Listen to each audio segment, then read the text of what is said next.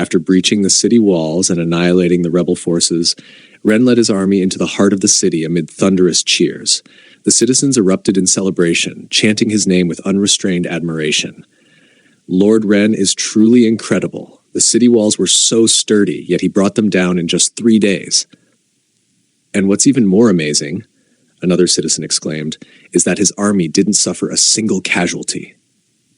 Amid the revelry, Selena couldn't hold back her curiosity any longer. She quickly flew to Ren's side and asked with shining eyes, "Lord Ren, please tell me, how did you manage to destroy the city walls so effortlessly?" After a brief pause, he decided to give her the simplest explanation, the principle of thermal expansion in physics. Not long after, Ren and his army arrived at the collapsed section of the wall. As they approached, a weak voice called out from the rubble, "Lord Ren, save us!" Ren narrowed his eyes, his voice cold and unyielding. "Are you trying to pull a pitiful act on me?" The man flinched in panic. Another noble quickly spoke up. "Lord Ren, we were deceived by Eldri. That's why we turned against you." "Yes," another added. "We planned to capture him and atone for our sins, but he tricked us instead. Please, have mercy." Ren said nothing. He simply stared at them, fury burning in his eyes. "I gave you 2 chances to turn back," he said coldly, "yet you failed to take either." The nobles trembled in fear and dropped to their knees, groveling. "Please, Lord Ren, spare us. We're willing to give up all our wealth in exchange for our lives." Ren let out a low, mocking laugh. "If I kill you, your wealth becomes mine anyway. Your offer is meaningless." One noble, desperate, shouted, "If you do this, who will dare remain loyal to you in the future? This is a brutal policy." Ren's expression didn't change. "You're wrong. People aren't loyal to people. They're loyal to their own interests." "Have you lived this long and still not grasped such a simple truth? How foolish." Without hesitation, Ren ordered, "Take them away. I'll deal with them later." Meanwhile, at Eldri's mansion, Eldri was in a panic, frantically urging a masked man beside him to flee. "Hurry! Ren's broken through the walls. We have to escape now." The masked man was stunned. "Ren, he destroyed those city walls? How?" Eldri stammered. He heated the walls for several days, then poured cold water on them, and just like that, they collapsed." The masked man clenched his fists, furious. "What nonsense is that? A fortress wall can't be breached that easily. He must have used powerful magic." Eldri didn't argue further. He dropped to his knees, trembling. "Please, Ren is on his way. We have no escape." Realizing the urgency, the masked man pulled out a scroll and began chanting a teleportation spell. But before he could finish, a calm voice echoed through the room. "Where are you two planning to go?" Ren stepped in. Eldri's face went pale. "How did you get here so quickly?" Ren approached slowly, unconcerned. "Thanks to you abandoning the walls, your soldiers surrendered one by one." He turned his gaze to the masked man. "So, you're the one pulling Eldri's strings? What's with the mask? Hiding a scar, or are you just ugly?" Furious, the masked man snapped. "Don't get too full of yourself. Your victory won't last. The Ulvis Empire's army is already on the way. We'll take everything back and make you pay for this humiliation." He unfurled the scroll and began casting again. "Leia, stop him!" Ren commanded. Leia flicked her wrist, sending a dagger flying toward the masked man's head. He dodged just in time, but the blade slashed through his mask, shattering it. A brief interruption gave Leia time to move beside Ren. She saw the man's face, and her eyes widened slightly. He also saw her. His gaze turned venomous. Before anyone could move again, the masked man completed the teleportation spell and vanished with Eldri, leaving only his voice behind. "I will return." Leia clenched her fists, head bowed. "My lord, I'm sorry. I was too slow. I let him escape." Ren remained calm. "It's fine. I knew they'd have a backup plan. What troubles me is, I don't know who he really is." Leia took a deep breath. "My lord, I know who that man is." Ren raised an eyebrow. "You do?" "I don't know him personally," she clarified, "but his name is Reven Crow Elwyn. He was once a trusted subordinate of the Grand Duke, but during the war he betrayed his master and defected to the Grand Duke of the enemy nation." Ren's expression darkened. "Reven Crow? Elwyn? Elwyn as in related to Adrian, the one we executed?" Leia nodded. "Yes, he's the true head of the Elwyn family, but because he disagreed with his father's ideals, he left and joined the enemy." Just then, Selena arrived, face grave. "Young master, the situation in the city is under control, but the Ulvis army is approaching. How are we going to handle this?" She hesitated before continuing, her voice filled with concern. The city walls were severely damaged from the thermal expansion magic. Even if we summoned all the mages from the Mage Association, we wouldn't be able to repair them in time. Ren simply smiled. Don't worry, I already have a solution. Later that day, Ren summoned the entire populace to the town square. Selena assumed he planned to calm the people, but she had no idea how. Ren stepped onto the tallest platform, raised a sound amplification device to his lips, and addressed the crowd. Hello? Can everyone hear me? Thousands of eyes turned to him. The air was thick with tension. Ren paused, then continued, I'll keep this brief. The Olvis Empire's army is marching toward us. In just a few days, they'll be here. A heavy silence fell. Then, the Olvis Empire is attacking? A horrified scream pierced the air. Fear rippled through the crowd. People began to tremble. Panic spread like wildfire. Selena turned to Ren, eyes wide with disbelief. Young Master Ren, what are you doing? After Ren's announcement, the city of Island was thrown into turmoil. Panic swept through the streets like wildfire. Some citizens scrambled to gather their valuables, whispering anxiously about fleeing before the Olvis Empire's army arrived. Selena, her brow furrowed with concern, quickly approached Ren. She said, Young Master Ren, you shouldn't have done that. This was too impulsive. Because when ordinary people hear that an army is coming, their first instinct is to panic and look to the military for protection. But we don't have a trained standing army. In the face of fear, chaos will follow. Ren raised an eyebrow in confusion. Why not? Shouldn't the people know the truth? Selena opened her mouth to protest, but he chuckled softly, cutting her off. That's where you're mistaken, he said calmly. The ones who need to remain calm on a battlefield are not the soldiers, it's the commanders. They don't need to be calm, Ren added, his gaze shifting to the restless crowd below. They just need to be angry. He stepped forward, unrolling a scroll and raising the voice amplification device to his mouth. This is a letter sent from the Olvis Empire addressed to me. They claim the people of Island are cowards, fools, too afraid to protect their own homeland. They even suggested I abandon you all and run. For a moment, the silence was deafening. Then came the eruption. That bastard dares insult us? They've stolen our grain for years. This time we won't run. We'll fight them to the death. Seeing the flames of anger ignite just as he intended, Ren's eyes gleamed. It seems the Olvis Empire completely misunderstands you, he said with conviction. You're not cowards, are you? A unified roar burst from the square.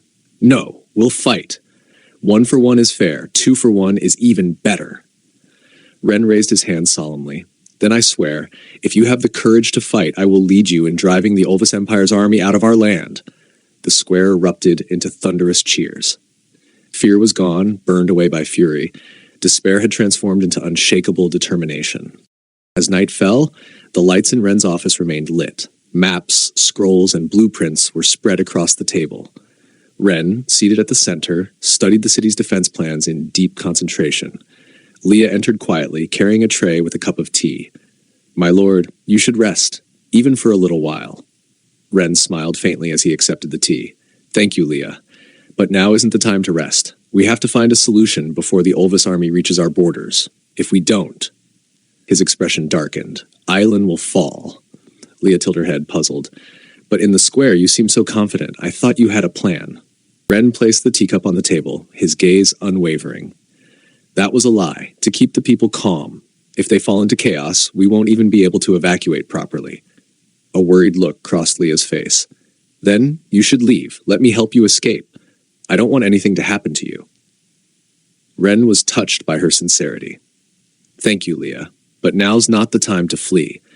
I've already ordered Malcolm and Selena to organize an evacuation for the children, the elderly, and the women. We're not giving up yet. His eyes then fell upon a notebook lying on the table where a certain material caught his attention, dark green divine oil.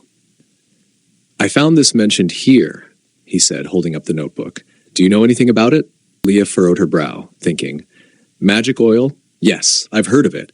It's a type of flammable liquid used in witch rituals. Highly dangerous.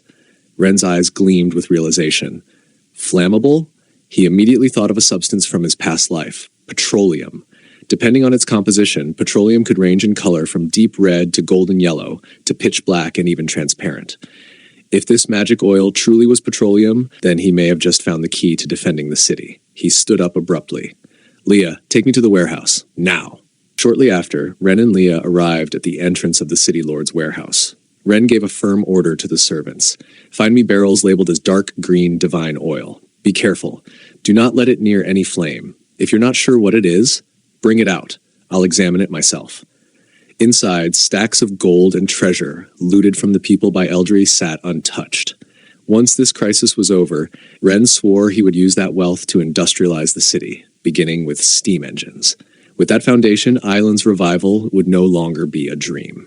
Soon, the servants located several large barrels matching Ren's description. He rushed forward, heart pounding with anticipation. When one of the barrels was pried open, the thick, dark liquid inside shimmered faintly under the lantern light. Ren's eyes widened in delight. "This is it," he whispered. "It's petroleum." The tide of battle had just shifted, and Island had just found its fire. Scene shift. Olvis Empire military camp. Inside the tent of Count Castile, tension filled the air. Eldritch and Reincarnated stood before him, their faces etched with anxiety. Reincarnated was the first to speak, offering an apology to Count Castile for failing to complete the mission. He said he had expected failure, but not to this extent. Losing an entire city in just 3 days was beyond disgraceful. Eldritch, clearly terrified, quickly tried to explain. "Lord Castile, we failed because Ren used a forbidden spell to destroy the city walls. If not for that, we could have held out until the Olvis Empire's army reached Issel." Castile showed slight surprise. He assumed that Ren's father must have sent a powerful mage skilled in forbidden magic to protect his son. Reincarnated added that there was no need to worry. A practitioner of forbidden techniques could not use such spells repeatedly in a short span. Moreover, the city could not be repaired quickly, so now was the best chance to attack. Count Castile scoffed coldly. "I don't need your reminders. I am not as incompetent as you lot. There's nothing more for you here. Return to the Olvis Empire and wait for the news." Reincarnated frowned, displeased. He believed this entire plan had been devised in cooperation with Castile. He wanted to know the Count's true intentions in sending him away. At that moment, Count Castile held up a scroll and looked at Reincarnated with the deep gaze. After a moment of silence, he declared that Reincarnated had been removed from the plan. Then, he tossed the scroll in front of him. Reincarnated bent down and picked it up, his heart filled with unease. As he unrolled it and read its contents, his face twisted in shock and rage. This war arose solely due to Ravenlock's personal hatred, leading to bloody conflict, displaced civilians, and a land drenched in blood. As a ruler who has always pursued peace, I truly do not wish to see such widespread suffering. To show my sincerity in seeking peace, I have ordered the capture and surrender of Ravenlock so that he may atone for his crimes. I hope this act will extinguish your wrath and bring an end to the war. I hope that from now on both lands will enjoy prosperity and their people may live without worry. May the Almighty bless us, and may peace endure." Reading this, Reincarnated was overwhelmed with rage and roared, "Castile, you despicable traitor!" Castile's expression turned ice cold. He immediately ordered his subordinates to arrest Reincarnated and hold him in custody until the war was over. Watching the entire scene unfold, Eldritch began to tremble. He realized that he should have escaped this place much earlier. Castile turned his chilling gaze toward him and asked, "Tell me, how should I deal with you?" Eldritch dropped to his knees, trembling. "Lord Castile, please spare me. I know a secret that could help you rise even further within the Empire." That sentence instantly piqued Castile's interest. In the grand and imposing chamber of the Lord's mansion in the city of Thrand, a beautiful young woman sat reading intently through a document in her hands. She was Priscilla, Ren's elder sister, and the ruler of this land. Priscilla deeply cherished her younger brother, and as she read, a young lady entered the room, curtsied with noble etiquette, and respectfully announced, "My lady, a letter has arrived from Lord Ren's territory." Written by Leah, taken from her younger brother. Priscilla smiled warmly. A wave of nostalgia swept over her. She wondered how Ren was faring. If time allowed, she would certainly visit his domain. However, as her eyes scanned the contents of the letter, the gentleness on her face slowly vanished, replaced by a fury that burned in her gaze. She immediately ordered, "Gwen, summon Vishulk to see me at once." Gwen bowed quickly and hurried off to carry out the order. Not long after, Vishulk knelt before Priscilla, utterly bewildered. He had no idea why his lady was so enraged. In a cautious tone, he asked, "My lady, What has happened? Priscilla's eyes were as sharp as blades as she glared at him. Has your family grown audacious? You dare to plot treason? Hearing the word treason, Vis's face immediately turned pale. My lady, how could that be possible? How could you believe in those nonsense rumors? Just last month, thanks to your support, my family was able to open an important trade route. We have no reason to commit such an act of betrayal. Priscilla furiously hurled the letter at him and bellowed, This is undeniable proof of your family's treachery, and yet you still dare deny it. Viz trembled as he picked up the letter, cold sweat breaking out across his forehead as his eyes took in the contents. His body stiffened. The letter explained what Caesar had done to Ren and requested military reinforcements against the incoming army of the Ulvis Empire. Viz was paralyzed with fear. He cried out, My lady, this was entirely the foolish act of that idiot Caesar. It has nothing to do with House Hulk. Desperate, he continued, I wrote to Caesar myself, commanding him to obey Lord Ren's orders. Please, Lady Priscilla, investigate this carefully. I swear on my very life that my family has no intent to betray you. Priscilla silently observed Viz, her sharp gaze never leaving his trembling form. After a long moment of contemplation, she concluded that he was not lying. Seeing that Priscilla had not yet given a verdict, Viz prostrated himself and pleaded, My lady, please grant House Hulk a chance. We will prove our loyalty to you. Without hesitation, he hastily proposed, I will order my only daughter to lead troops to support Lord Ren and fight against the Ulvis Empire's army. This will serve as proof of House Hulk's loyalty. Priscilla's eyes narrowed slightly as she considered the implications. Rosalind had only just come of age and had not yet completed her training at the Knight Academy. If anything were to happen to her, House Hulk would be left without an heir. It was a bold offer and a dangerous gamble. Determined to prove his loyalty, Viz pleaded with Priscilla to trust him. His voice trembled with desperation as he said, My lady, House Hulk owes everything to you. Without your favor, we would have been ruined long ago. Please, give us this one chance to prove our devotion. Priscilla watched him for a moment longer before finally nodding. Very well, I'll grant you this chance. Relief washed over Viz's face as he bowed deeply and hurried out to make preparations. Once he was gone, Priscilla's expression turned cold. She turned to Gwen and said quietly, Send someone to shadow Rosalind. If she shows even the slightest hint of betrayal, kill her without hesitation. At that moment, outside the city of Thrand, Eldritch and Grand Duke Castile stood atop a distant cliff, carefully observing the city of Iceland below. Grand Duke Castile asked in a low voice, Is that the city? Yes, my lord, Eldritch replied. As long as we break through this place, the city will be yours. As he surveyed the scene, Eldritch furrowed his brow. The walls were in much worse shape before. Ren even dug a trench to fortify the city. Grand Duke Castile burst into laughter. Fool, wasting the precious mana of his mages just to reinforce city walls? At that moment, a knight stepped forward and respectfully suggested, My lord, if we wish to seize Island, we don't necessarily need to storm the fortress. We could surround it and cut it off instead. But Grand Duke Castile's expression darkened. He was displeased with the proposal. To him, it sounded like the knight was underestimating his strength, implying that he lacked the ability to take the fortress by force. Seeing his reaction, the knight anxiously knelt. Lord Castile, please do not misunderstand. I merely believe this approach would minimize casualties for our army. This is a battle to attack a city, after all. However, Grand Duke Castile remained firm in his decision. Casualties are inevitable in any battle. Besides, most of the soldiers we brought here are new recruits. If we capture the fortress, it will serve as excellent training for them. With that, Grand Duke Castile ordered a mage to accompany him to the city of Island.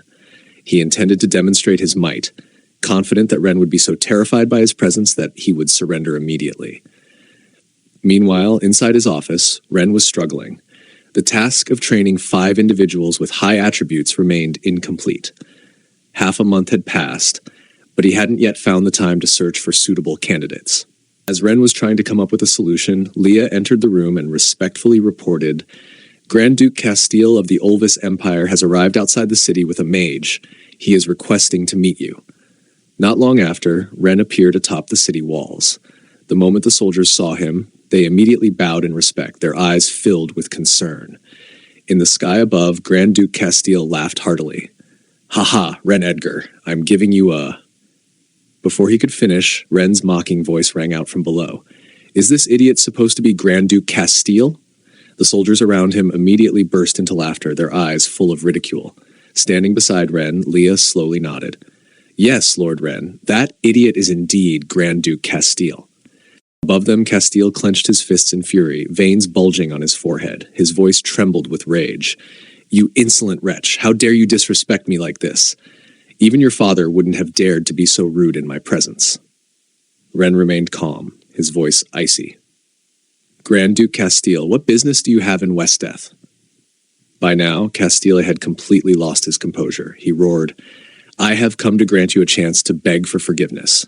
Surrender immediately, and I will spare this place from becoming a sea of blood. Ren smirked, eyes flashing with disdain. Grand Duke Castile, I will also give you a chance. If you do not wish to die here, withdraw your forces and return to your own territory at once. High above in the sky, Castile heard Ren demanding that he withdraw his troops. In his eyes, Ren Edgar was someone who truly didn't know his place. Pointing toward Ren, Castile declared, I have brought an army of 100,000 men to this place. If you don't want to die, surrender immediately. Hearing the threat, Ren felt nothing but boredom. He turned to Leah and said, Teach that loudmouth a lesson. She gently lifted her dress, revealing several small daggers strapped to her legs. Without hesitation, she took one and hurled it straight at Grand Duke Castile. The sudden attack threw the mage beside Castile into a panic. He immediately flew forward, casting a protective barrier to block Leah's strike. Unfortunately for him, the barrier wasn't strong enough. The dagger pierced right through it, grazing Castile's face. Ren spoke slowly. Grand Duke Castile, this is your warning. Next time, my maid won't miss. Castile was utterly enraged, but there was nothing he could do. With no other choice, he stormed off with his subordinates. Watching them disappear into the distance, Ren's smirk faded. His expression turned serious. He turned to Selena and gave the order, Prepare for battle. The Empire's army will attack soon. Castile returned to his observation post, his face now bearing a thin cut left by Leah's dagger. The knights nearby immediately stepped forward, alarmed by the sight. My lord, your face! But Castile silenced them with a cold glare. It's nothing, just a coward's cheap trick, he said icily. A tense silence followed until one knight cautiously stepped forward. My lord, he began carefully, the troops have marched 3 days without pause to reach Island. At the very least, we need time to construct a bridge and set up the siege engines. Instead of considering the advice, Castile exploded with rage. You dare question my orders? He roared. You call yourselves soldiers of the Empire, and 3 days of marching has already broken you? The knight fell to his knees and spoke. My lord, I only ask that you allow the troops to rest briefly. We must cross the river and ready the siege engines. Otherwise, we fight with a clear disadvantage. Around them, murmurs of agreement spread among the knights. It was clear the army needed rest, but Castile's fury only intensified. You fools know nothing of war, he spat. You think the enemy will wait for us to rest? They'll assume we need time before we strike. That's why we attack now, while their guard is down. Although none dared speak against him again, unease lingered in the air. The Grand Duke's reasoning wasn't entirely wrong, but fatigue weighed heavily on every soldier's shoulders. Nevertheless, his command was final. Preparations for an immediate attack began at once. Meanwhile, at the Olvis army's forward camp, tents had just been raised, and the soldiers had collapsed to the ground, savoring their first real break in days. I swear.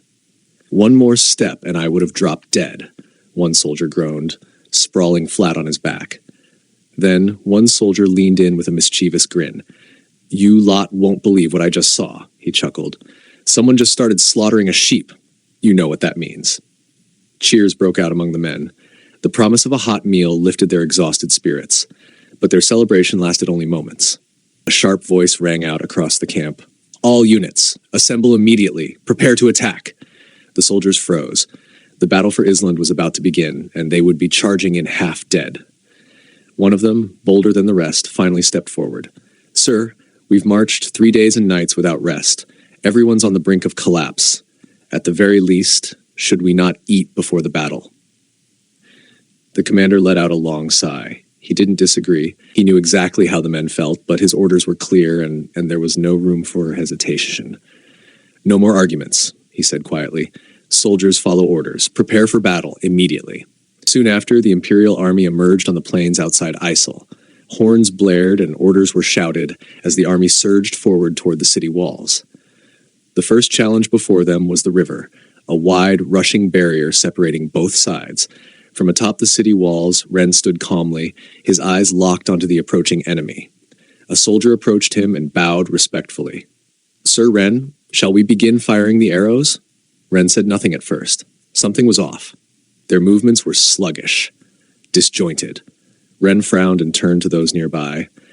"Has anyone here fought against the Olvis Empire's army before?" "Sir, I have," he said confidently. Ren pointed toward the soldiers across the river. "Then tell me, do the troops of Olvis normally look like that? Thin, sluggish, barely able to stand? Or are their people truly that weak?" The soldier studied the scene for a moment, then replied, "No, sir. From what I see, those are likely new recruits, and they appear starved." That only deepened Ren's confusion. An army sent to battle yet so clearly malnourished, it made no sense. No tactician would allow such a thing. The veteran's brows furrowed in thought. "I have two guesses," he said. "First, it's possible their supply lines are stretched thin. Maybe they're simply running out of food." He paused. "The second is darker. I believe Grand Duke Castile is intentionally using these recruits as cannon fodder, to exhaust our defenses, our arrows, our traps, everything. He's sacrificing them to weaken us." At those words, something snapped inside Ren, his hands clenched into fists, his voice dropped to a low, cold growl. "And their king allows this? Those are still citizens of the Olvis Empire, aren't they?" The soldier shook his head solemnly. "Sir Ren, nobles who care for their people, like you and Duke Aldian, are rare. Men like Castile treat lives as tools." Ren fell silent, his jaw tight, fury simmering in his eyes. Using one's own people as expendables? If that was Castile's strategy, then he had forfeited any right to mercy. The same soldier stepped forward again. "Sir, with our current stockpile of arrows, we could wipe out their front line before they ever reach the walls. Shall we begin the volley?" "No need to shoot," Ren said. Without enough boats to cross the river, the inexperienced recruits of the Olvis Empire were forced to wade through the icy current in full armor. Hungry, exhausted, and soaked to the bone, many collapsed the moment they reached the opposite shore, barely conscious, much less ready to fight. Ren and Selena stood atop the city walls, stunned by what they were witnessing. But Ren's mind was already at work. After a brief moment of thought, he turned sharply to her. "Selena, use ice wind spells." Without hesitation, Selena nodded. Rising gracefully into the sky, her robes billowing with magical energy, she caught the attention of the soldiers below. They watched in fear and awe as she began chanting, "Frost Wind Basic Magic." From the rear of the Imperial formation, Grand Duke Castile watched the scene unfold from his observation platform. Seeing the mages cast their spell, he burst into laughter. "Ha! That boy is truly an idiot," he scoffed. The knight beside him tilted his head. "My lord, what's so amusing?" With a smug smirk, Castile folded his arms and spoke like a man revealing a masterstroke. "I sent those worthless recruits first to drain the city's arrows. But that brat didn't even fire a single volley. Instead, he's wasting his mage's mana on a bunch of weaklings. He's making it easier for us. Once those mages are drained, our elite cavalry and spellcasters will crush Elin with ease." Hearing this, the officers around him couldn't hide their excitement.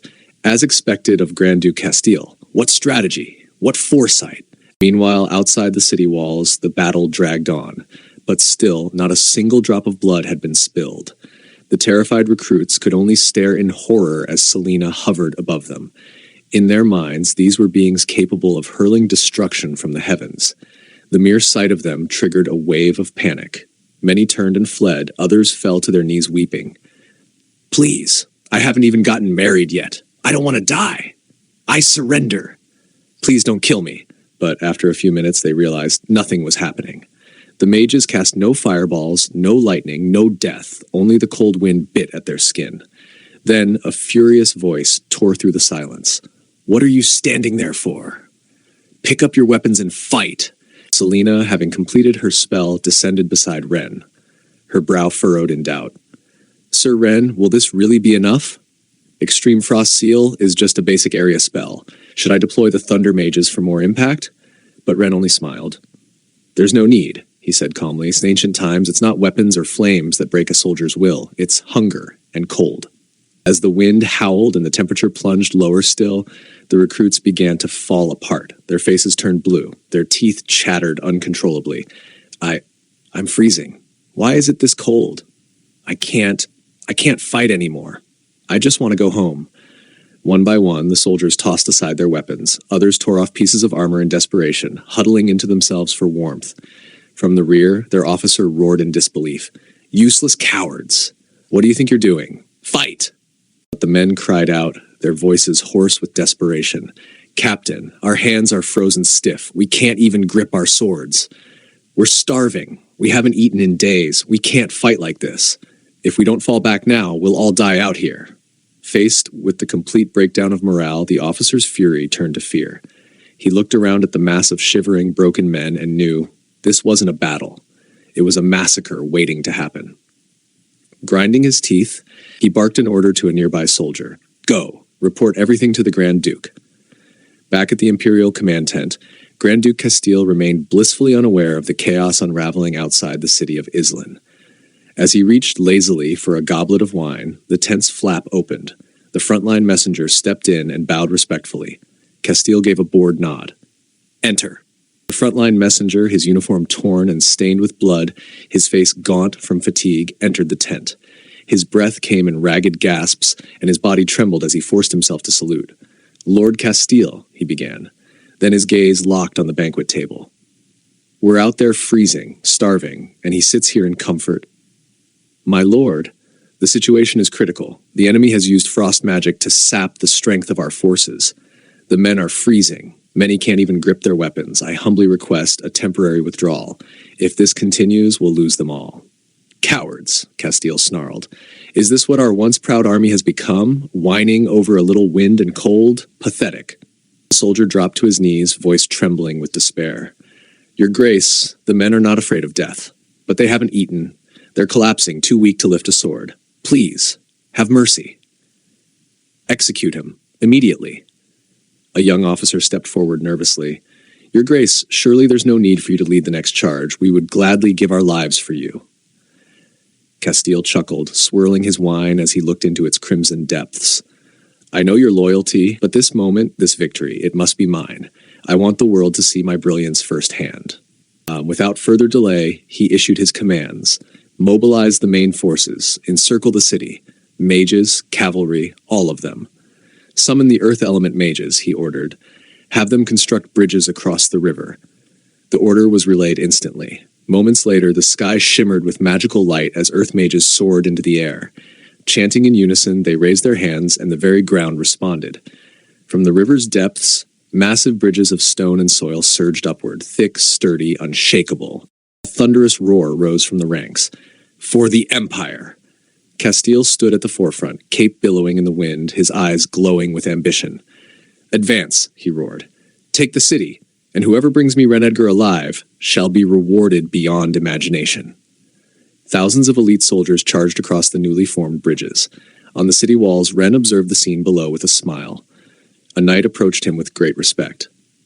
Sir Ren, it seems the Ulvis Empire has finally launched their full-scale assault. Ren gave a slight nod, his gaze sharp. He turned to Leah and ordered, Deploy what we've prepared. Pour everything into the trenches and seal off all escape routes. Leah immediately obeyed. The soldiers swiftly poured oil through the pipes leading into the trenches outside the city.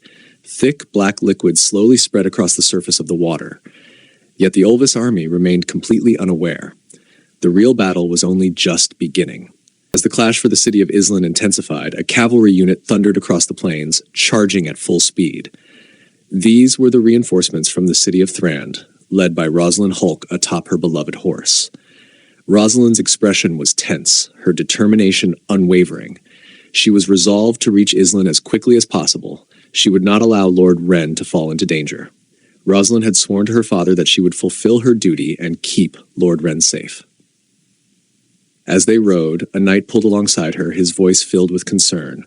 My lady, please rest for a moment. We've been marching for 3 days straight. You may be able to endure it, but the soldiers cannot. Rosalind didn't slow down. She responded sternly, How much longer until we reach Islin? The knight quickly replied, "My lady, we are only a day's ride away from the city." Without hesitation, Rosalind turned to the mage beside her. "Project a map of the area." The mage immediately performed a spell and a glowing map appeared in the air, showing their current location and the surrounding terrain. Rosalind studied the image carefully. The border fortress of Islan, it's the first target for the Alvis Empire right now. Lord Wren must be holding out in the city. According to my father, he used some method a few days ago to secure an abundant supply of provisions inside. As she pondered the situation, Rosalind's eyes suddenly lit up as if she had realized something crucial. Without warning, she pulled hard on the reins, causing her horse to rear before coming to a sudden halt. She stared into the empty air ahead and shouted, "Nox, I know you've been watching me. Show yourself and discuss the strategy." The knights around her were visibly stunned. Moments later, the space in front of them began to ripple. A dark rift slowly tore open, and a powerful hand emerged, forcefully ripping through the void. From within the darkness, a cloaked figure stepped out. It was Nox, a shadow mage. Seeing the unfamiliar mage, the knights immediately raised their weapons. The knight captain stepped forward to protect Rosalind and demanded the stranger's identity. Before anyone could act, Rosalind raised her hand to stop them. The man didn't respond right away. He furrowed his brows, clearly irritated, before replying in a low voice, "Speak. What do you want?" Rosalind ignored his attitude and continued calmly, "I want to lead a force to cut off the Imperial Army of Ulvis's supply lines. After that, we'll launch an attack from the rear and wipe them out of this land. I know you were sent by Lady Priscilla to monitor me, but right now I need your help." Nox replied coldly, "The order I received was to eliminate you if you took any action that endangered Lord Wren. Nowhere in my orders does it say I had to assist you." Rosalind gave a small smile. "I understand, but both you and I don't want Lord Wren to be in danger, do we? If that's the case, helping me wouldn't be a violation of your orders." Nox went silent. After a moment, he nodded. "Tell me, how do you want me to help?" Rosalind turned back to the map and pointed at their current position. "I'll lead my troops around Islan and strike the Imperial Army's rear lines. You, on the other hand, will use your magic to seal off the upper stream of the fortress moat. When my mages give the signal, you will release the water all at once." Meanwhile, deep within the sacred heart of the elven lands, Saint Elria had returned, bearing with her a letter from Wren. After reading the message, the elf queen slowly lowered the letter and looked out over her gathered council. Her voice rang out, serene yet commanding. "What are your thoughts on Wren's proposal?" "Your Majesty," said the blonde elf slowly, "humans are creatures of deception. They are cunning and selfish, and they rarely keep their promises. I believe it would be wise to avoid entangling ourselves with them." "But idealism cannot feed our people," the queen replied. "We've long been dependent on human merchants for food every winter. If we refuse this alliance, I fear our tribe will suffer greatly in the seasons ahead." "Era," the queen said, her voice softening, "you are the only one here who has met the new Lord of Islan. What do you think of him?" Era fell silent, thoughtful. After a long pause, she spoke. "The new city lord is a despicable and cunning man." "No, that's not quite right. He's an incredibly intelligent man. When I followed his advice, we not only secured our winter food stores, we also saved a substantial amount of resources." A tall elf beside her raised an eyebrow in surprise. "Oh," he murmured. "I didn't expect such a capable figure among the humans." But not everyone was convinced. A blonde-haired elven woman crossed her arms, eyes narrowing skeptically. "Intelligent, is he?" she said with a hint of disdain. "I wouldn't be so quick to praise him." She turned to face Elria directly, her tone sharp. "Our scouts reported humans at war. Again, every autumn, they throw themselves into bloodshed. It's a cycle that never ends. And the prerequisite for trading with your handsome city lord is that he must survive this war. Otherwise, all of this talk is meaningless." The bluntness of her words left Elria visibly uneasy. Before tensions could rise further, the queen raised a hand. "That's enough, Elria," she said firmly. "Calm yourself." She paused in solemn reflection, then spoke with finality. "Still, she is not wrong. If the Lord of Island falls, then any alliance dies with him. Therefore, I shall observe this war with my own eyes, personally." At that moment, on the blood-soaked fields outside Island, war raged. "Fire the arrows," a commander bellowed. "Don't let them climb the walls." Atop an observation tower above it all, Wren stood calmly watching. Beside him, Selena's expression was filled with urgency. "My lord," she asked, her voice tight with concern, "are we still not going to act?" Ren's gaze didn't shift. His voice was low, deliberate. "There's no need to rush. The plan only works if Grand Duke Castile enters the fray himself. We must wait. We only get one shot at this. Castile cannot be allowed to escape." Selena bit her lower lip. Worry clouded her features. She was about to protest again when her breath caught, her attention stolen by a new threat. Soldiers from the Ulvis Empire were climbing the walls in droves. At a distance, Grand Duke Castile watched the unfolding assault. He was surprised. His forces were breaking through faster than expected. Smelling victory, he gave the order at once. "All troops, charge!" The Ulvis army surged forward like a tidal wave, their battle cries echoing through the air as they stormed into the city. From his tower, Ren narrowed his eyes. He saw it, clear as day, Grand Duke Castile crossing the earth bridges into Island with his elite guard. The trap had sprung. A glint of cold determination flickered in Ren's eyes as he turned to Selena. "It's time to act." As the soldiers of the Ulvis Empire scaled the city walls, the defenders reacted instantly. Warriors rushed forward, intercepting the invaders before they could secure a foothold. A seasoned captain stepped in front of Ren, positioning herself protectively and barking orders to the others. "Don't let them near Lord Ren. Eliminate anyone who's breached the wall." Amid the chaos, Ren's gaze remained locked on the dark waters of the city's moat. Ignoring the din of battle overhead, he turned to Selena. "Now, cast the fireball, target the black water." Without hesitation, Selena raised her hand, her eyes narrowing in focus. A surge of blazing mana gathered in her palm as she invoked the fireball spell. One after another, fiery spheres ignited in the air and hurtled down toward the moat. On the opposite side of the battlefield, Grand Duke Castile noticed the spellfire streaking across the sky. His eyes narrowed. "Be careful. The enemy mage is casting fire magic," he shouted. Frontline mages stepped forward to intercept. Chanting in unison, they summoned a shimmering magical barrier. One by one, the incoming fireballs exploded against the shield, scattering ash and flame, but there were too many. The magical defense wavered under the sheer volume of Selena's barrage. Several fireballs broke through and plunged into the moat. The knight rushed to Castile's side, his voice laced with urgency. "Your Grace, we're burning through too much mana. If they have another attack..." But Castile only laughed, his voice full of confidence. "Another attack? Those rats are finished. Their mages have likely drained every drop of mana by now. That was their final gamble." But then the ground shook. A thunderous roar echoed through the battlefield as the fireballs, instead of extinguishing in the water, ignited a ferocious blaze. The dark waters of the moat erupted into an inferno, the fire spreading in all directions in a torrent of flame. Within seconds, the entire moat had become a sea of fire, encircling the invading army and cutting off their retreat. Castile's triumphant grin shattered. What is this?" The blaze devoured everything in its path. Soldiers screamed in horror as the flames surged around them, consuming their comrades. "How is this possible?" Castile shouted. "That fire! It's like a forbidden spell." His eyes widened in panic. The moat wasn't doused in ordinary water, it had been prepared. Somehow, that cursed lord had turned the city's defenses into a trap of unthinkable scale. From above, Ren stood on the battlements, silent and unmoved. His golden eyes gazed down coldly at the chaos below. Beside him, Selena hovered in midair, stunned. "That wasn't magic," she whispered. "This power. Ren created all of this with only barrels of oil? No mana at all?" Below them, the Empire's army fell into ruin. On the ground, a knight staggered to Castile's side. "Your Grace, we must retreat now." Castile, shaking from the horror he had just witnessed, nodded frantically. Yes, retreat. Order the retreat." But the mages were already spent. Panting and slumped, they reported the grim truth. "We have no mana left. We used everything to sustain the barrier." The words drained the blood from Castile's face.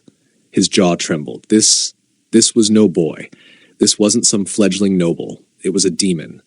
Ren had set fire to the battlefield itself, trapping over 100,000 men in an inescapable ring of death. No. Is he really planning to burn all of them alive?" Castile muttered, his voice barely a breath. Screams of agony filled the air. Knights and soldiers alike fell to the flames. The Ulvis army was collapsing. On the city walls, Ren turned away. He could no longer bear to watch.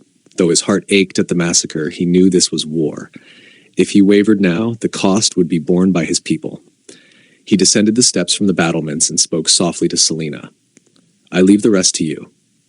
Selena nodded, composing herself. She raised her voice to the mages still within the city.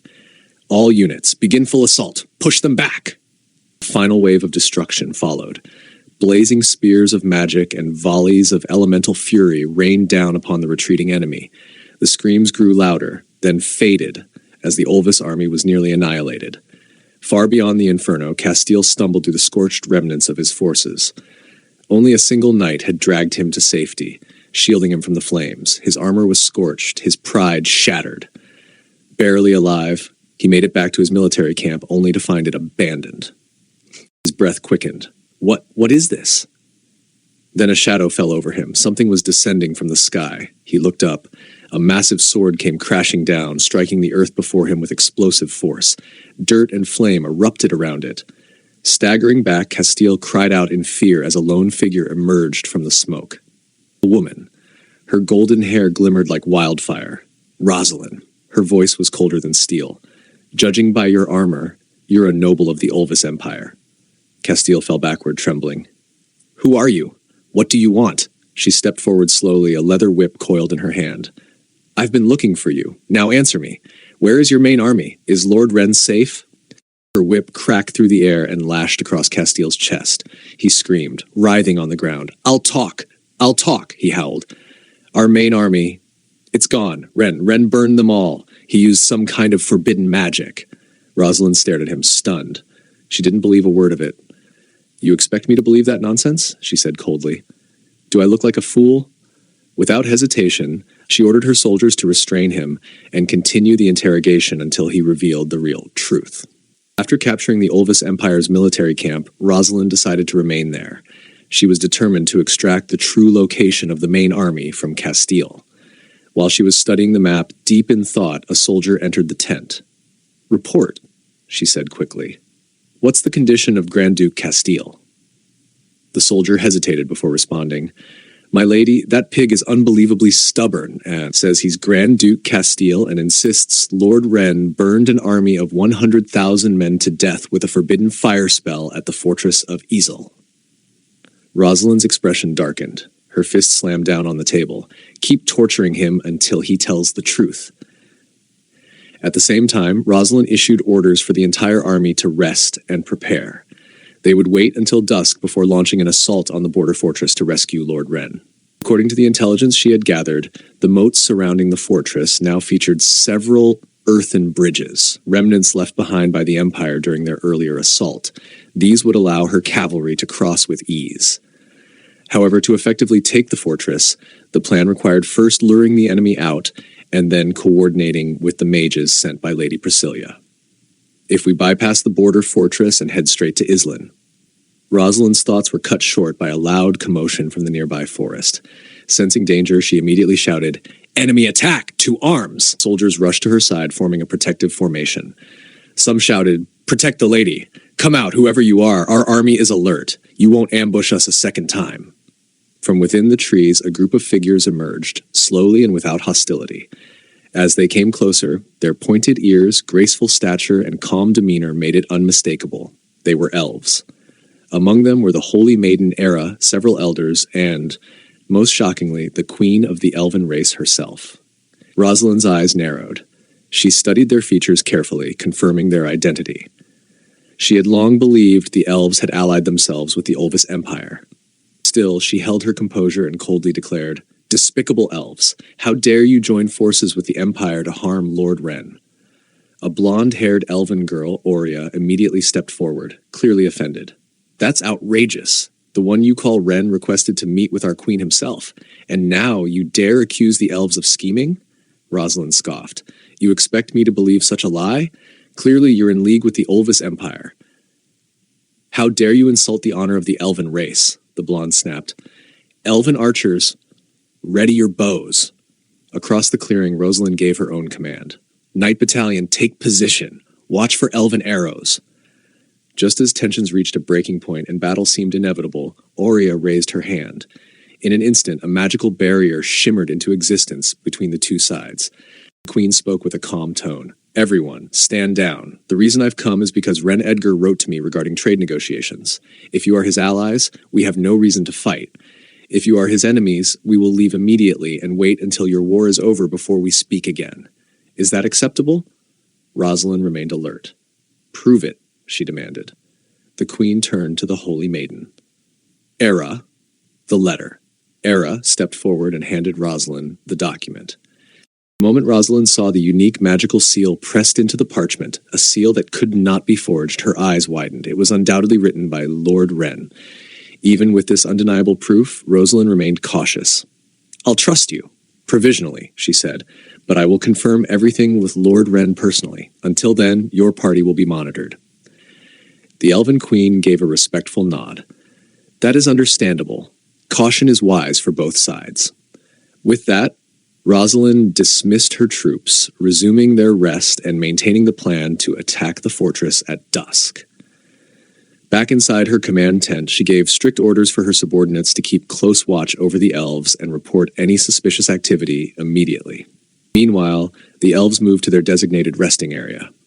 Concerned, Aurea turned to her queen. Your Majesty, they don't trust us at all. Why should we still want to trade with them? The Elven Queen smiled softly. If they trusted us, they wouldn't be human.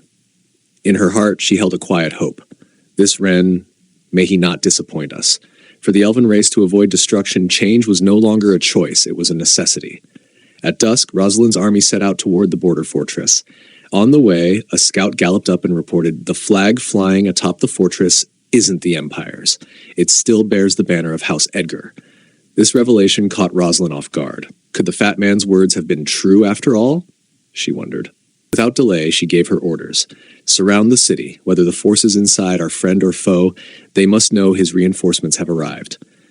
She then turned to her cavalry. Cross the bridges without pause. Charge straight into Islin. No matter the cost, we must reach Lord Wren tonight.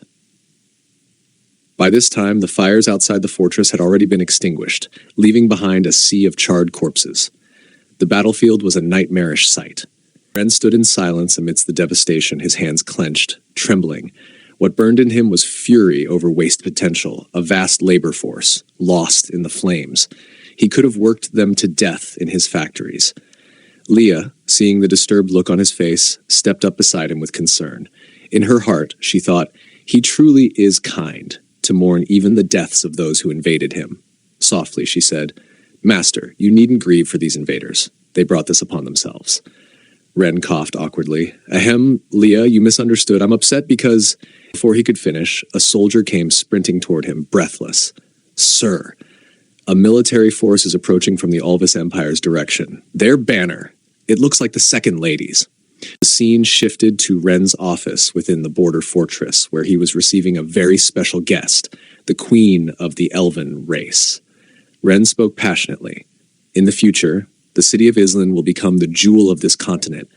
If you agree to invest now, you won't just be contributing to its rise, you'll be one of its creators. The Elven Queen listened intently, her expression composed but tinged with hesitation. The business plans you've described are certainly intriguing, she began. However, I believe they hold little relevance to the Elven people. My citizens live in harmony with nature. Even without the things you propose, our lives are peaceful and content. Wren's brows knit together slightly at her bluntness. He replied calmly, though he didn't fully conceal his disagreement. If that's how you see it, then the path forward for the elves will be incredibly difficult. Needs don't exist naturally. They're created, and it's those needs that push us to change the world. The queen raised an eyebrow, her tone still measured but resolute. To the elves, many human needs are unnecessary. We live simply, close to nature. The inventions your kind pride themselves on are, to us, little more than disturbances. Her expression grew serious. Her voice took on a weighty authority.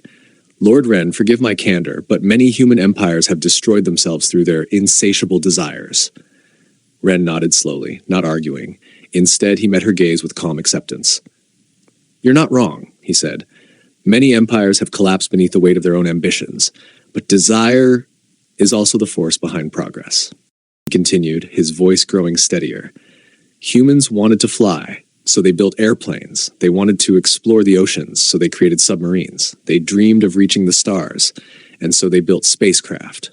One day, when you stand atop the tallest tower in the heart of Island and gaze out over the sea of people below, you'll feel something no elven forest could ever give you, the feeling of having built a miracle. At Ren's words, the elven queen appeared momentarily dazed. What is this man talking about? She wondered. Airplanes, submarine spacecraft, what even are those things? None of it made sense to her. Despite her confusion, she maintained a cautious demeanor. Her sharp gaze met Ren's as she replied, "Your confidence is rare among the humans I have encountered. But do not forget, our elven race is not like humankind. For thousands of years, we have never been ruled by desire. Do you truly believe we would abandon that way of life for the sake of a commercial district you've only just described?" Ren's tone remained firm. "If you agree to invest, you will see a future unlike anything you've ever known." The word future struck a chord in the queen's heart. Her thoughts turned inward. What lies ahead for the elven people? Could partnering with this man possibly avert the doom I once foresaw? She recalled the ancient prophecy, a bleak vision of her people's slow decline. Though troubled by the memory, she kept her expression calm and measured. "I must admit," she said slowly, "your eloquence is captivating, Lord Ren. However, it is not enough to convince me. I will need time to consult with the elders of my tribe." Ren smiled, unshaken, composed, and entirely without disappointment. "Your caution is not only wise, it is necessary, and I am always willing to wait for your investment." With those words, he turned to Leah and gave her a slight nod. Leah stepped forward, holding a beautifully crafted invitation in her hands. She approached the queen and offered it respectfully. Ren's voice carried quiet sincerity. "This is an invitation to the inauguration of the Island City Dam. I sincerely hope you will attend and witness the very first step of this great industrial era." The scene shifts to a day earlier. At that time, Rosalind was leading her forces toward the border fortress. The army was still some distance away when one of her subordinates galloped ahead on horseback, urgency written across his face. "My lady, urgent news from the front lines. Lord Ren is unharmed and currently at the border fortress. He's personally overseeing the cleanup of the battlefield." Rosalind could hardly believe what she was hearing. "Unharmed?" she thought, stunned. "How is that possible? Didn't the Olvis Empire send over 100,000 troops?" Her grip tightened on the reins as her gaze swept across her soldiers. Could it be true? She wondered. Is there truly a forbidden magic sorcerer aiding Lord Ren from the shadows? The question swirled in her mind, but she quickly shook her head. No, now isn't the time to dwell on that. I must get to him immediately. When Rosalind's troops finally arrived outside the border city, the battlefield had already been largely cleared. The flags of House Edgar fluttered in the wind. The blood-stained earth had been covered with layers of white sand. It was a surreal sight, one that carried the weight of both devastation and renewal. Without pause, Rosalind made her way straight to Ren's office. The moment the door opened, she stepped inside, her expression filled with worry and unease. Then, without hesitation, she dropped to her knees before him. Her voice trembled. Lord Ren, I am Knight Rosalind of House Hulk, sent by Lady Priscilla to assist you. Please forgive me for not arriving in time. If any punishment awaits me, I am prepared to accept it without complaint. Ren regarded her with a calm, indifferent stare. His tone was detached, even cold. So you're the one my sister sent. Rosalind gave a slight nod, a trace of embarrassment crossing her face. Before she could speak again, Ren narrowed his eyes, suspicion in his voice. Then why did you approach from the direction of the Olvis Empire? Her eyes widened. She hurried to explain. My lord, we received the order to support you 3 days ago. At the time, I believed you had already withdrawn from the border fortress and returned to Island, so I directed the troops to circle around through the capital. Ren raised an eyebrow, surprised. He looked at her more intently. 3 days? You traveled from my sister's territory to here in just 3 days? This place is over 100 kilometers away. I haven't even built the railway yet. Rosalind blinked in confusion. My lord, what is a railway? Ren fell silent for a moment, then he shook his head slightly. It's nothing. No matter. You've all worked hard. You may stand. But Rosalind remained kneeling. No, she said firmly. I don't feel it was hard at all. This is what House Hulk should do, especially after my foolish uncle caused you so much trouble. Ren's eyes narrowed. You're from House Hulk? Caesar is your uncle? She nodded, gaze unwavering. That's correct. I am his niece, and I respectfully ask that you give our house a chance to make amends. You may punish me however you see fit. I will not utter a single complaint. Hearing her words, a sudden thought crossed Ren's mind. He glanced sideways at Rosalind and said curtly, Wait here.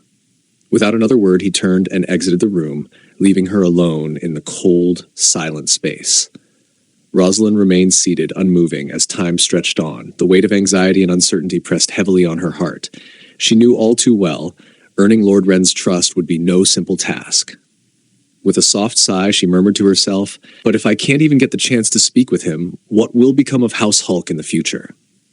Just then, the door creaked open. Ren stepped inside. His gaze settled on her as he spoke calmly. Lady Rosalind, my apologies for keeping you waiting. Rosalind quickly rose to her feet. But before she could speak, Ren raised a hand, signaling for her to relax. No need to be so tense, he said gently. I've returned because there's something I wish to discuss with you. She gave a small nod, eyes sharp and filled with determination. This is it, she thought. This is our chance. I must convince him to give House Hulk a path forward. Then, Ren asked slowly, his voice calm but carrying unmistakable weight beneath its surface, Lady Rosalind, are you willing to become one of mine? The words struck her like thunder. Rosalind stood frozen, stunned, her cheeks flushed a deep crimson as her thoughts spiraled. She had clearly misunderstood his intention. While Rosalind was still overwhelmed by Ren's unexpected proposal, he continued calmly, explaining the reasoning behind his request. Miss Rosalind, your judgment on the battlefield left a deep impression on me. Whether it was your bold flank maneuver or your reckless solo charge, both showed that you're an exceptionally gifted individual. Of course, Ren's decision wasn't based solely on instinct. Thanks to his unique ability, he had already seen her stats. Strength, 87 strategy, Agic power 80, fireship 91, loyalty 100, a perfect score in loyalty. That alone was nearly unheard of. Rosalind, however, remained composed despite the praise. She responded gently, Thank you, my lord, but those were simply duties I was meant to fulfill. Ren gave a small smile. Then, Miss Rosalind, would you be willing to become mine? Rosalind lowered her gaze, voice soft and uncertain. If you mean to use me as compensation for your dissatisfaction, then I, Rosalind, will give myself to you completely. Ren's expression stiffened. Wait. Something about this feels wrong. What do you mean, compensation? I never said anything like that. Rosalind suddenly dropped to her knees, her voice trembling. My lord, even if it's to atone for the harm my uncle has caused, I accept. My dream has always been to serve as a holy knight by your side. If giving you this body is what's required, I will not resist. Ren immediately stepped forward, gently helping her to her feet. You've misunderstood, he said in a softer tone. I want you to serve under me as a knight. Nothing more, nothing less. Rosalind's eyes widened. My lord, you mean? Ren nodded. I don't intend to hold Caesar's sins against you, nor your family. Your loyalty and strength stand on their own. He cleared his throat and returned to a more serious demeanor. Rosalind, will you pledge yourself to me, not as a tool or a sacrifice, but as my knight? That single line ignited something deep within Rosalind, the dream that had always burned silently in her heart. Without hesitation, she dropped to one knee, hand over her chest. To become your knight, my lord, is the greatest honor of my life. Later, in Ren's study, he sat at his desk, writing a letter. Dear Priscilla, the crisis in Iceland has been resolved. The knight you sent Rosalind is extraordinary. I hope to keep her under my command. I ask for your approval. After sealing the envelope, he handed it to Leah. Deliver this letter to my sister tomorrow, and include an invitation to the dam's inauguration ceremony. Leah bowed. As you command, my lord. As she left, Ren looked out the window. His thoughts drifted. He needed 4 more like Rosalind, exceptional individuals to help him carry out the next stage of his mission. And now, he had found the first. His thoughts were interrupted when Leah came rushing back, face tense. My lord, Grand Duke Castile has been captured by Rosalind's knights. What are your orders? Ren stood abruptly. Damn, I forgot about him. Where is he? He's being held in the island city prison. In a dim, bare prison cell, Grand Duke Castile sat chained, his expression grim. The iron door creaked open. Ren stepped inside. "We meet again, Grand Duke Castile." The only response was a derisive snort. "You pathetic brat. You're finished." Ren's expression hardened. "You're the one in chains. What are you talking about?" The Grand Duke opened his eyes, filled with contempt. "Didn't your father teach you anything? Forbidden spellcasters are strictly prohibited from interfering in mortal wars." His voice dropped to a menacing tone. "But yesterday, you broke that rule. The entire continent will hunt your family down for this." Ren raised an eyebrow. "Are you referring to Lady Selena?" The Grand Duke scoffed. "Don't play dumb. Selena's just a high-level mage. I'm talking about the one who unleashed that power on the battlefield." Ren seemed to understand. He chuckled. "Oh, you mean the explosion from those oil barrels? That wasn't a forbidden spell. I can create dozens more like it without using a drop of mana." The Grand Duke's face flushed with rage. "Lies! That kind of power, it's only possible for a forbidden spellcaster. It could destroy entire kingdoms. A noble brat like you. There's no way." Ren shook his head slowly. "Call it what you want. Ancient spell, destructive power, whatever. I didn't come here to argue. I came to ask one thing. Who's backing you? What are you really after?" The Grand Duke hesitated. "There's no one. The Ulvis Empire conquers weaklings like you without help." Ren didn't buy it. He had already studied the records. Every year the Empire attacked, then inexplicably retreated by autumn. No occupation, no garrison, no long-term control. Ren took a step closer, voice low. "Tell me, is your king mad? Or are these invasions a cover for something else?" The Grand Duke paled, sweat forming on his brow. "It's because we don't care for your barren lands. It's to display our strength." Ren's voice dropped to a chilling whisper. "Or, are you testing something the world isn't supposed to know about?" That single sentence shattered the Grand Duke's composure. He clamped his mouth shut and looked away. Ren didn't press further. He turned to leave. 10 days later, Ren's letter reached the elegant hands of Lady Priscilla. After reading it, a faint smile curved her lips. "Gwen," she said, "inform that fool Vis that my brother has taken a liking to his daughter. He can sleep easy now." She flipped over the invitation card, her eyes scanning the ornate lettering. Gwen tilted her head. "My lady, what exactly is a dam?" Priscilla laughed softly. "Of course you wouldn't know. Even I can't fully comprehend my little brother's genius." Her silver eyes gleamed with curiosity. "In that case, let's visit his territory for a few days. I want to see this dam with my own eyes." "Yes, Lady Priscilla." Priscilla stood up, then added casually as she walked away.